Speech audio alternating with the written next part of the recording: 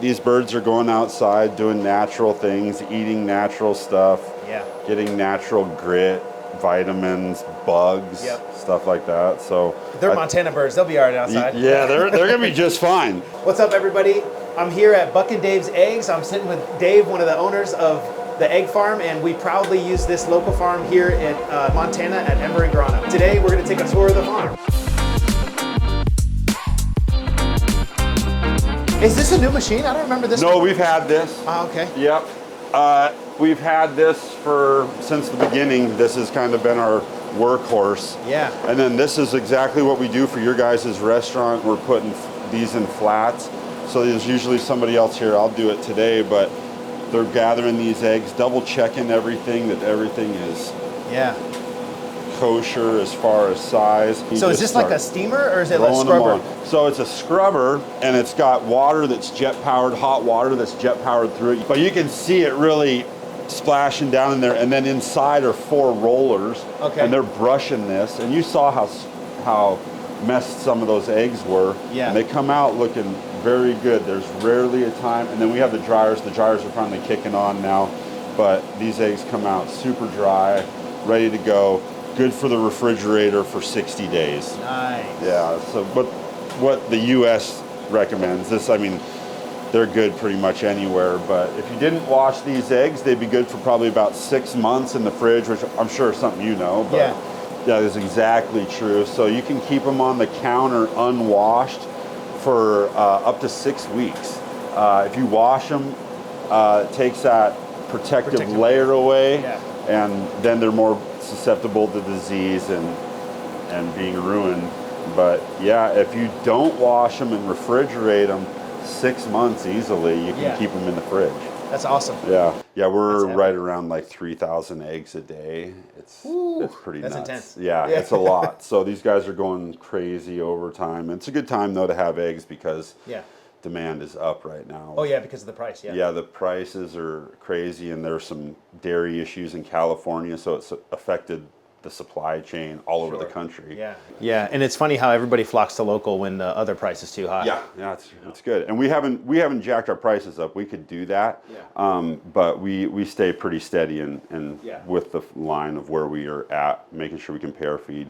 There's definitely, you could go in and price gouge people, but that's not who we are. Like, and the thing is the more of, obviously I can't speak for everybody else, but for me especially, and for us at Ember, like we spent a really big amount of time nurturing these relationships with the local farmers and explaining to the guest that, hey, this food comes from right here in the Bitterroot. Yep. Like it's not coming from Mexico, it's not coming from Canada, it's not coming from Chile, or you know what I mean? And it's just hard to get the consumer to change because they're so price conscious. Let's go check out the birds. What shocked me when I first came here is funny because I was like, it's nice and quiet, serene, and then all of a sudden, boom, 2,000 chickens. Yeah, get ready. I'll show you the barn that's not so loaded first. Okay. This is the hen barn. Hey, girls. This is the old batch, so we'll be rotating them here in the next few weeks.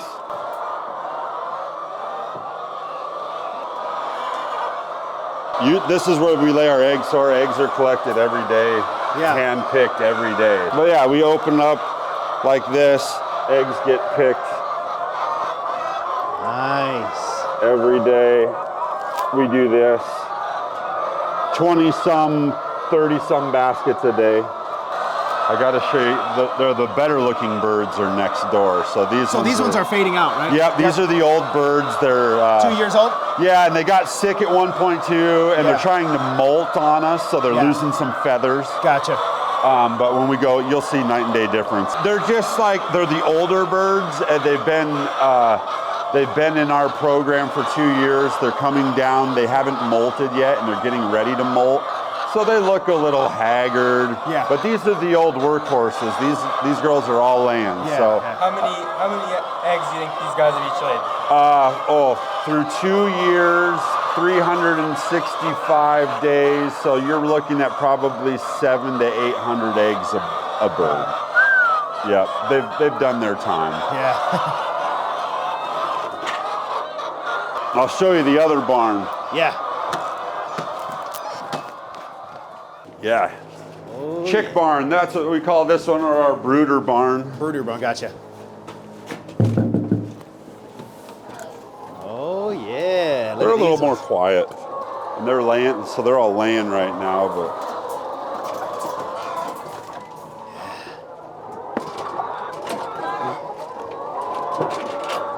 That's what typical box is looking like for eggs. Nice, look at that.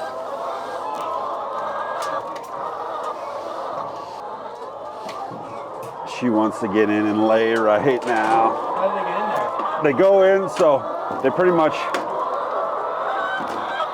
they just go in these flaps. Yeah. They can move around. There's these holes here, but you can see these, each one of these boxes is it's an 80 bird maximum, and these guys are they're maxing this one out. Through the day, this should hold 80 birds. Oh wow. Through the day that they lay. That's crazy.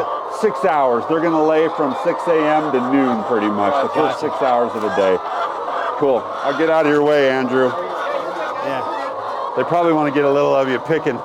But yeah, you can see the difference in the birds in here. So there's just a fuller, you can see like all their feathers are intact. They're just a full, their combs are really red and alert and upright. You can just see their feet also. Their feet are very yellow, nice and dry, means they're getting a good mineral content to them. So these birds are just now turning about 10 months old. 10 months old. 10 months old. Do you want to show the automatic door thing that they use to go outside? Oh yeah, it's I haven't opened it yet. Be careful on this. Okay. The farm steps. Yeah, farm steps, man. So this is their pasture. Yeah. They get, I don't know, it's a couple acres, maybe, but great view. And then this is one of the big keys to our operation, because we're a pasture-raised operation. Yeah. At noon every day, our birds get to come outside. These doors are automatic. They're called Chicken Guard. It's a great product. You can buy this actually here locally at a couple of our ranch stores. Nice. And yeah, locals have these, but these things open up every day. And at noon, the chickens go outside and they get free range of this pasture, about 2 acres. They can come out here, eat bugs, dirt, gravel, all that. They get to look at the mountains, the Bitterroot, and kind of be a more natural bird, more natural than most operations in the world. We have 3 of these doors, and they come bombing out every day at noon when it opens up. So. Yeah. That's pretty cool. Even on a day like today. Today they won't really come out much. They'll especially with snow. They don't like snow. Their feet are very very sensitive to it. Yeah. So they're not going to come out on the snow much and range around. They'll go and hop on some of these trees and stuff. But they'll mostly come out and sit up here on this dry stuff. But it's only a handful. It's so cold today, they don't like that. Do you want to talk about the breed a little bit? Yeah, so it's a Novagen brown, and it's a Rhode Island red mixed with a leghorn, so those white typical layer chickens that you'll see in a lot of commercial houses. Yep. It's a Rhode Island red mixed with one of those, and the Rhode Island red is meant to be the hardiness of the bird and the cold temperatures. It'll take that. It's a bird that's meant for the northern territories of the world and whatnot. And then the leghorns, the egg laying producer of it. So they've got the egg genetics and then the hardiness to live up here in the north. So we've got a pretty good combo, and we did a lot of research on what we should do there, and we had some hatcheries help us out. So nice. Cool. What advice would you give to somebody that wants to start their own egg farm? Anybody that wants to start their own egg farm, try to use like what we've done. There's so many dairies that have gone out of business. Try to refurbish any ground that you can and see if the owners or ranchers will work with you on that, or even if you can buy just like an acre or 2 off of some corner area. Try to work with a rancher or something that's already been established to help ease into it, because it's very expensive. If you were going to build a 300-foot long barn with concrete and all that, it's going to cost you a lot of upfront money, where here it didn't cost us anything but rent and all that. So I'd say, try to refurbish anything you can. There's a lot of abandoned barns out there. And especially with dairy, man, it's just so controlled nowadays. It's almost not worth it for small dairy farmers anymore. Yeah, make sure you I'd say like build a niche like we have. Get to where you have a customer base locally, Yeah. and then just start branching slowly, kind of like what we're doing, and then hopefully expand into an area where we can purchase our own land or purchase the building that we're in and do that. But, That's awesome, man. Yeah, That's great. I'd say try to work with an old rancher or farmer and do it the good old boy system. Yeah. That's Good old boy. Yeah, get a good handshake. That's funny, right? Yeah. As a chef, it's crazy because I tell farmers all the time, I respect the hustle. Yep. And I tell every farmer I meet, I know how hard it is. Yep. Trust me. Yep. And I'm like, I respect it. And you know, while I'm cooking in my AC kitchen, you know, like Yeah. We're out here grinding. Like you can see our breath right now. Yeah. Like this is a normal day. We have to do it every single day. Yeah, and the thing is it never stops. You know, in farming, there's no vacation. There's like, you know what I mean? Like, you can't just get up and go to the Bahamas without making sure somebody's taking care of the livestock, you know? And it's just like, it's crazy because a lot of people, you know, I think, and I would say the same about like butchery and, you know, slaughtering animals, just in general. It's like a dying craft. It is. You know? Totally. And it's like, and it's you know, it's up to me, you know, as the chef to connect the bridge between farmer and consumer and make people respect where their food comes from, you know? Because like a lot of people don't know, it's really easy to just go to Super One and buy Eggland's Best, right? But if you knew the story behind Dave and what he had to go through and the perseverance, the 4 years in the making, right, to get to this stage, I mean, you're going to support him in his eggs and him and Dave and Buck's company.